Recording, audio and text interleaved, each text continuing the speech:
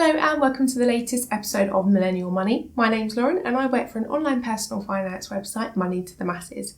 Be sure to check out our website, moneytothemasses.com, for everything you need to know about personal finance and investing. And also go and follow us over on our social media channels, so our Facebook, Money to the Masses, our Instagram at Money to the Masses, and our Twitter at Money to the Masses with the number 2. So in this week's video, I'm going to be sharing 5 things you need to be doing before you look to buy a house. So number 1, the best thing for you to do first is to speak to a mortgage broker. So speaking to a mortgage broker will allow you to find out how much you can borrow and what is out there in the market available for your and your partner's budget, or your budget if you are buying a property on your own. Now, doing this will allow you to find out your budget and how much you can afford to pay a month. So then you will be able to break down what your monthly costs will be like and if it is something that you can comfortably afford. Also, finding out what type of property is within your price range will also help you to figure out exactly how much you potentially need to save for a deposit, and it will give you a bit of guidance into how much you need to be saving a month. Now, the next thing you need to do is to review your credit score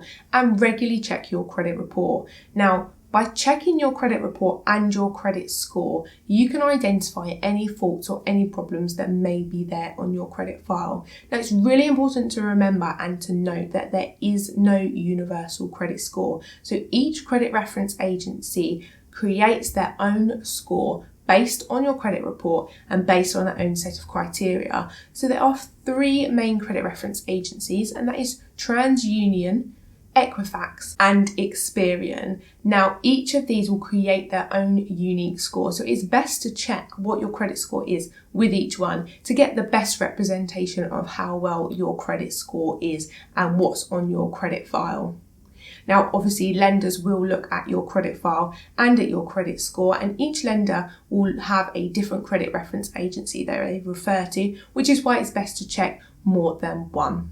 And one of the key things that lenders are looking for on your credit report is if you have missed any payments, because obviously they will want to know if they are able to lend to you and whether you are going to be someone who is reliable and can pay and keep up with the monthly payments. Now, if this is something that you want to look into on how you could improve your credit score or other things that lenders look for before you apply for a mortgage, then be sure to check out our other videos. Now, number 3, a lot of people don't know this, but you actually are better off checking out to see if your passport is in date, as this could potentially cause issues when it comes to applying for a mortgage when someone wants to check your ID and you are who you say you are. So make sure you check your passport and that it is in date, so that if someone does need to use it as a valid form of ID, that there aren't any problems there.